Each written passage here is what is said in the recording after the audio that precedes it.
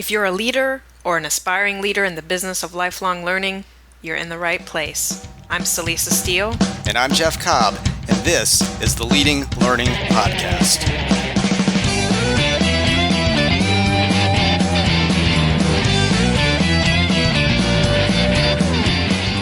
Hey there, and welcome to episode 34 of the Leading Learning Podcast. And this time around, we're thrilled to be talking with John Horrigan of the Pew Research Center.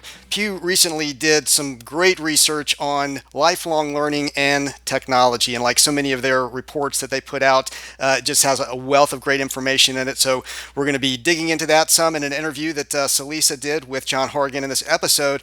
But first, if I'm going to say the words lifelong learning and technology together, I have to at least mention the fact that our spring event, Learning Technology Design, is upon us very shortly, and you can find out more about that at ltd.leadinglearning.com. And this is really all about being in the business of lifelong learning and using technology and learning design effectively to reach your learners and have more impact with them. So if that it all describes what you do in your day-to-day work or what your organization is aiming for, definitely go to ltd.leadinglearning.com and check that out.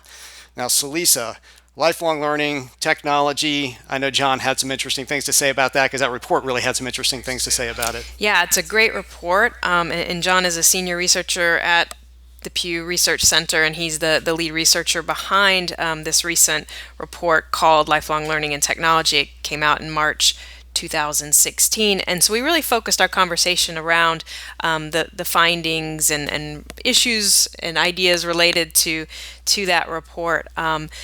The report grew out of Pew's work and research in libraries. It does a lot with libraries, and a few of the points in the survey that's behind the report probe on the role libraries play in lifelong learning, but really the report is based very broadly on a survey of adult Americans and really focuses on lifelong learning and how they go about their lifelong learning if they are lifelong learners. And one thing I will say up front is you mentioned Pew has a lot of great research, not just this report. They're all freely available, so no cost, no sign up, no anything. So it's a great site to spend a little bit of time on, even if perhaps this particular report isn't of interest to you, but I think it's going to be, given that it is all about lifelong learning.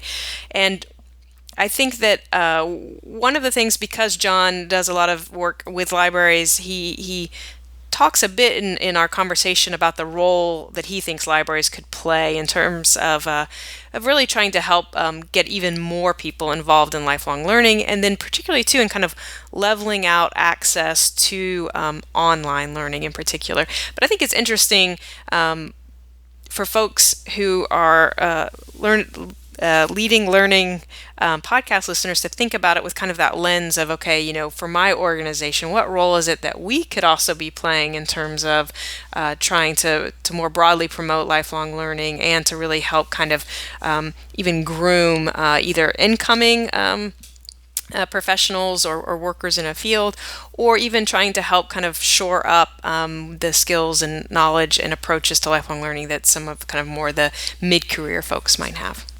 Yeah, I think one of the things that the report made clear to me is that there's still a lot of room out there for building awareness about the opportunity that online learning, distance learning represents. More than half of the people they surveyed said that they really weren't all that familiar even with the term distance learning and kind of what that meant, which personally I found, kind of revelatory given what we work on day in and day out. But, as you indicate, this is freely available. We'll put a link to the actual report in the show notes. It's got a wealth of just great insights and data into it. You're going to want to go and check this out. And in the meantime, let's tune in to what John has to say, because I know that folks are going to want to hear that.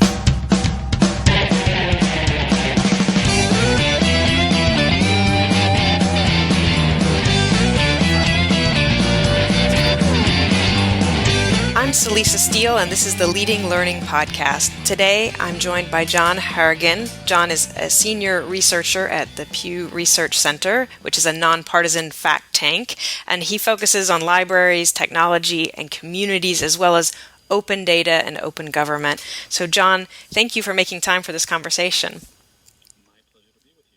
And so to start things off, would you just share a bit more about Pew Research Center and your role and work there?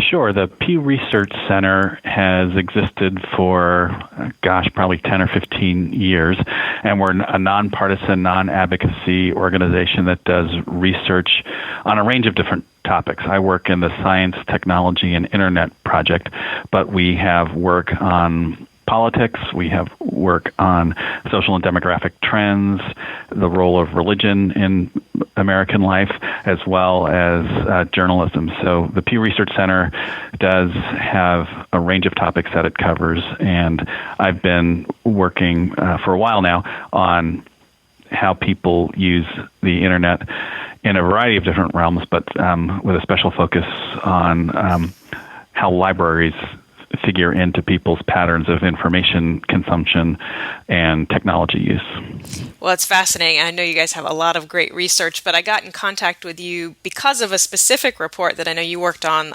called Lifelong Learning and Technology, and that was published in March 2016, and we'll make sure to include a link to that report in the show notes for this episode.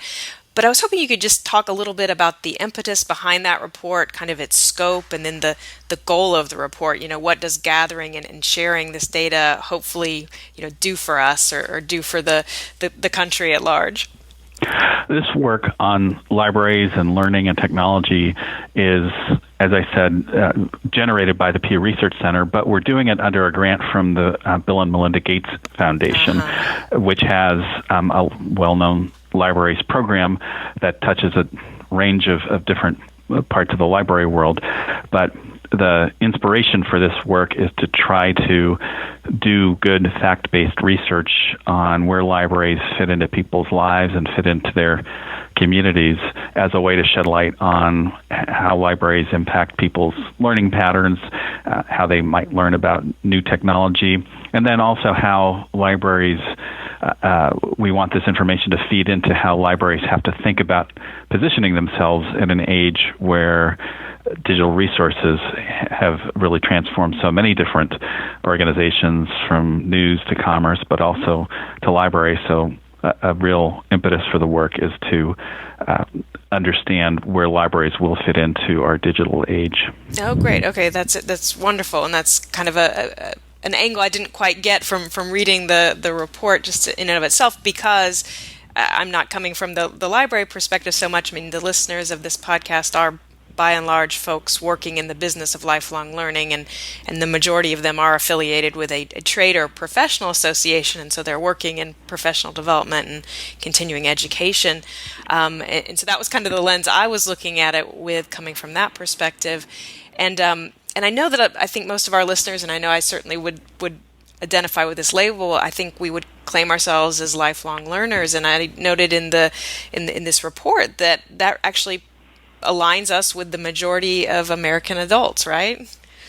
That's right. 3/4 of Americans said that they consider themselves lifelong learners, and we found a similar number actually engage in some sort of lifelong learning activity in a given year.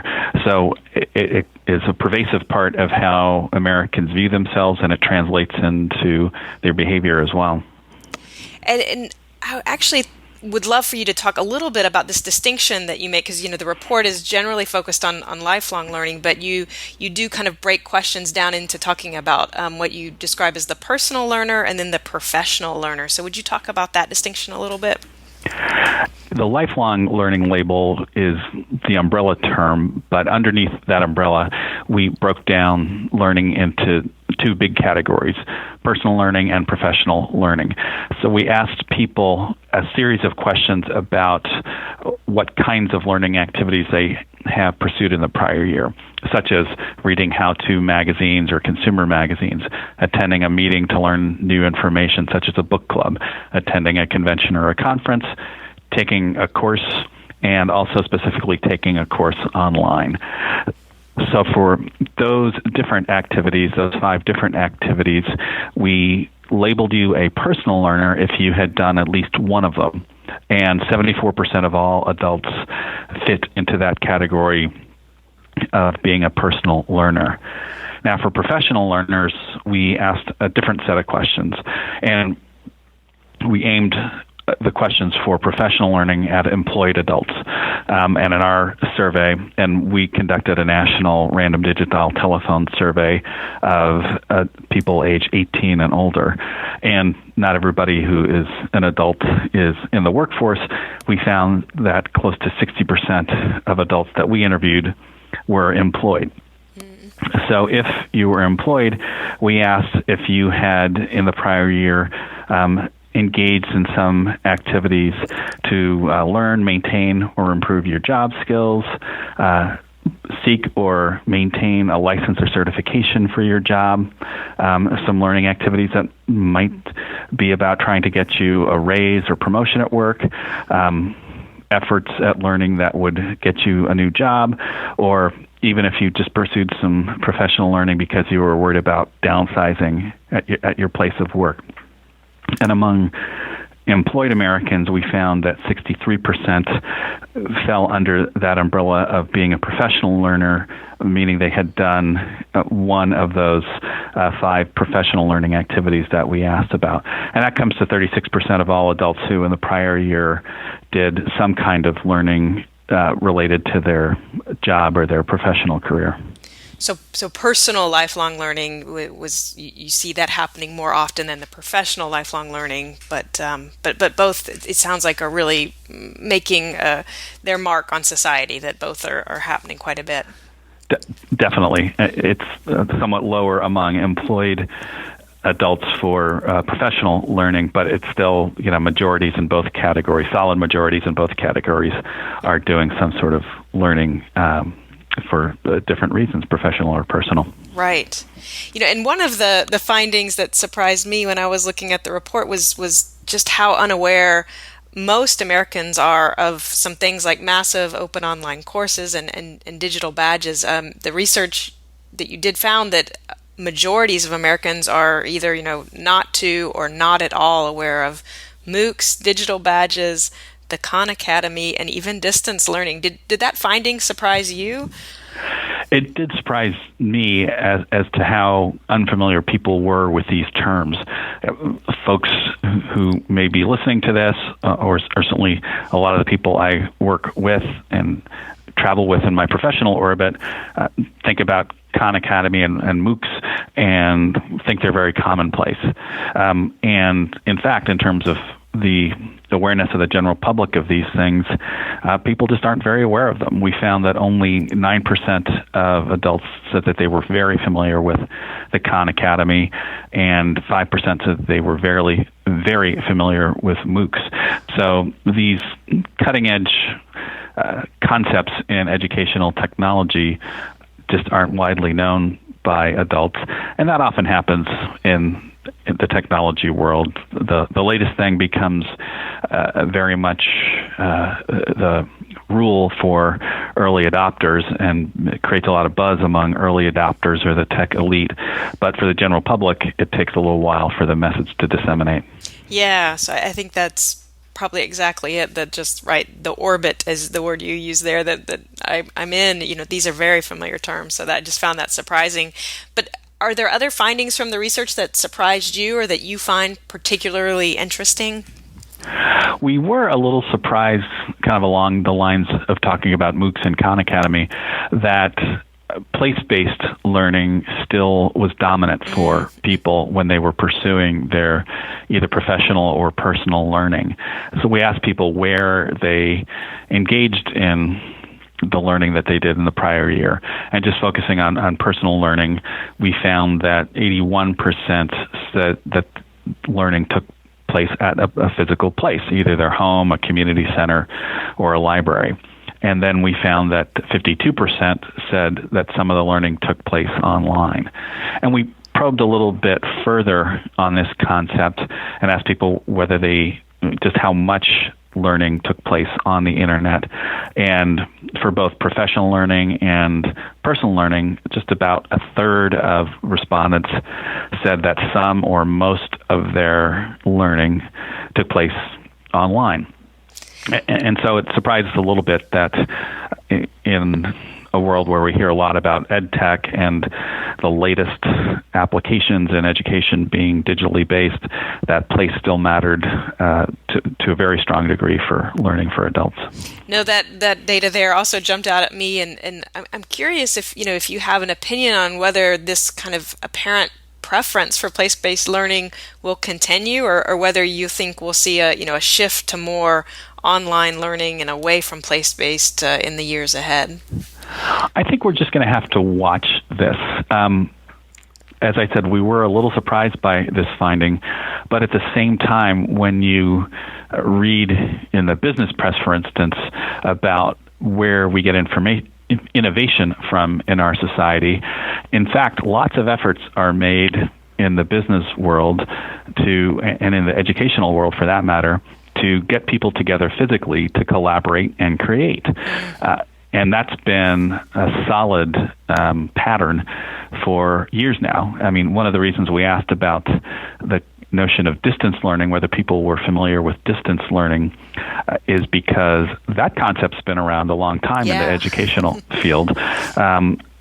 And it's important. It's an important supplement to people's learning tools, but it's maintained its role as a supplement to how people learn.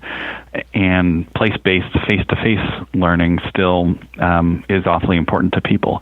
So I think over time we want to watch that pattern of place-based versus online learning. But I do think that place will always have a strong role in how people learn, because face-to-face interaction is just very rich for people. What I think we could see is a growing role of digital tools for learning. Whether those numbers will change a lot, from 32% to 40% in the future, or 50% to 70% in the future, I don't know. It is, I think, quite likely that those numbers might not budge a whole lot, yet the kinds of tools represented by the 30% of people saying they do most of their learning online will just be very different as innovation unfolds. So I think we'll see this pattern of place mattering continuing, with the quality of digital tools as supplementary parts of learning transforming over time. Well, great. So we'll wait and see what happens there. Exactly. Yeah. And one of the other interesting points from the report for me was just this look at the fact that the internet doesn't seem to be having kind of the democratizing effect on learning that it's often been touted for. So would you talk a little bit about what you were kind of seeing there in terms of kind of who is actually using the internet for learning? We did find very strong differences across socioeconomic factors in learning, which is to say that if you have lower income or lower levels of educational attainment, you're much less likely to engage in personal learning and professional learning than if you're educated and well off financially. So a pattern for years in educational technology, and this dates back to the telephone taking hold in the early 20th century to television in the mid 20th century, a real theme has always been these new technologies will democratize learning.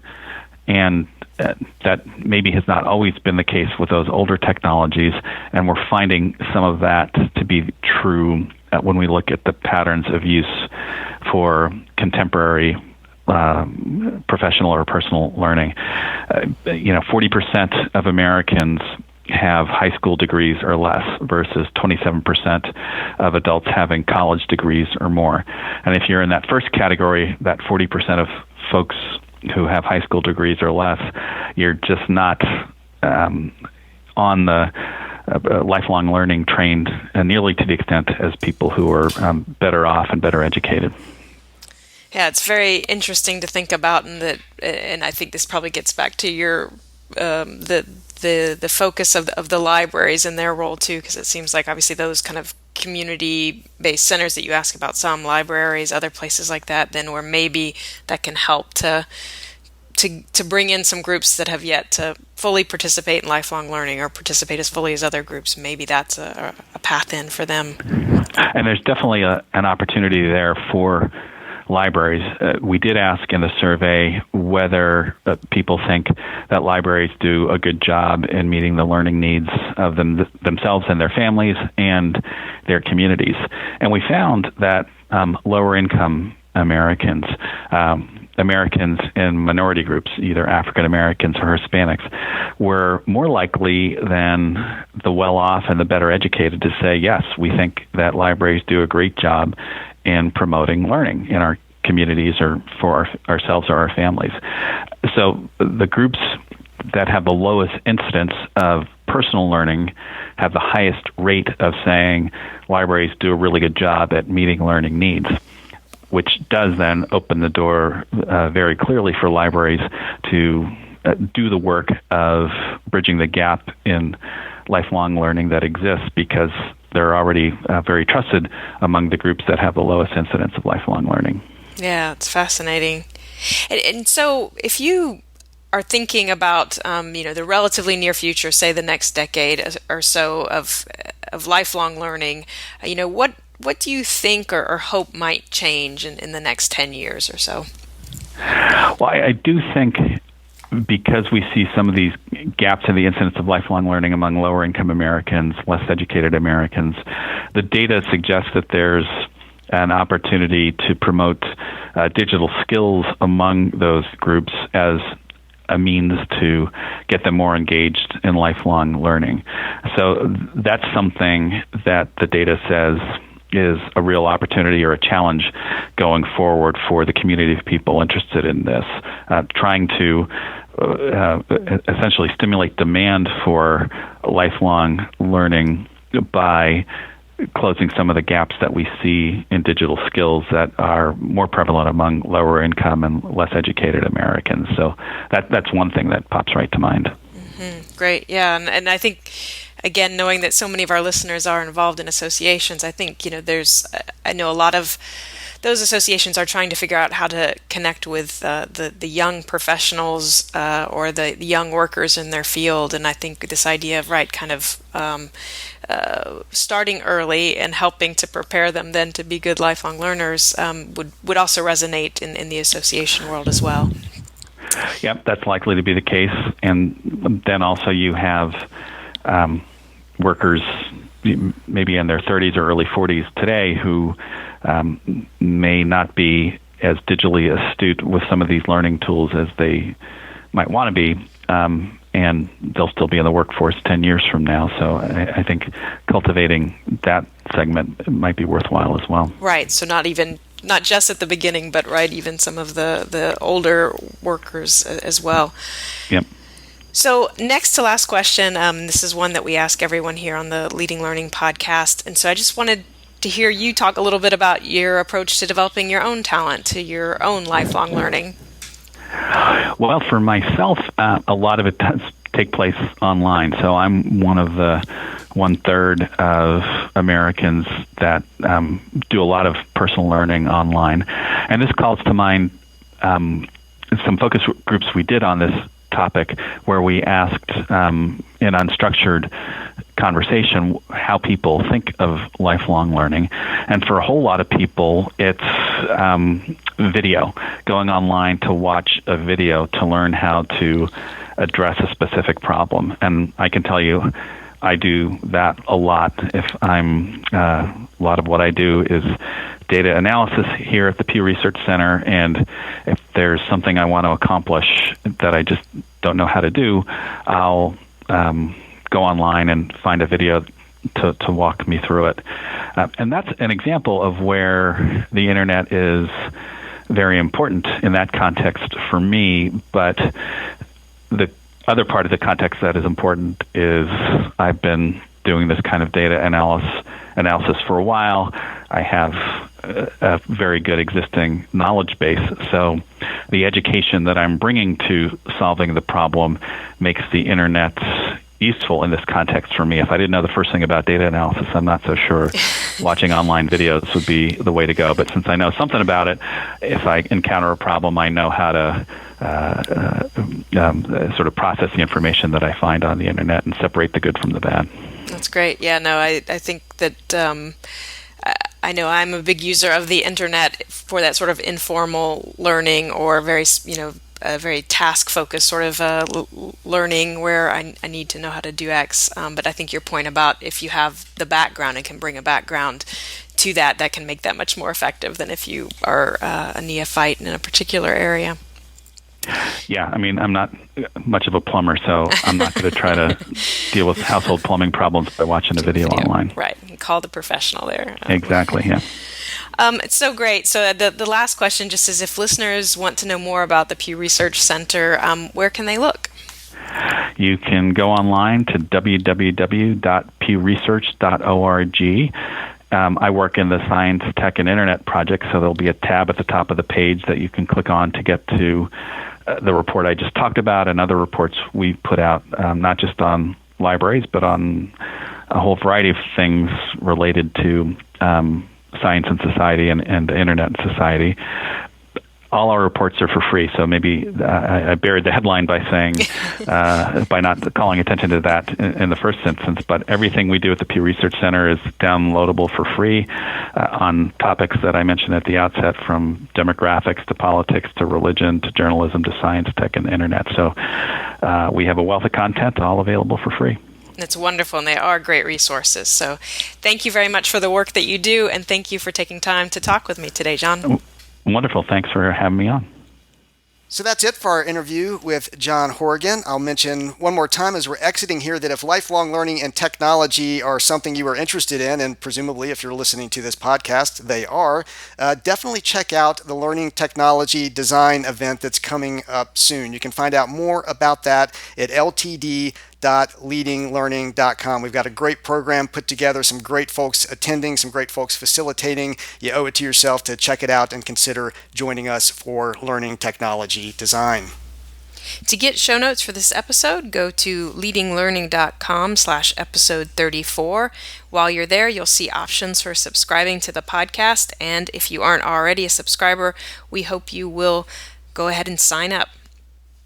And if you haven't already, please consider going over to iTunes to give us a brief rating and review. You can get there quickly just by going to leadinglearning.com/iTunes. That'll put you in just the right place. Doesn't take but a minute or two, and it will help folks find the podcast and help us know that you appreciate what we're doing. And please tell others about the podcast. You can send out a tweet by going to leadinglearning.com/share, or if tweeting isn't your thing, you can pick another social network of your preference and spread the word that way. So thanks again for joining us on the Leading Learning Podcast, and we will see you the next time.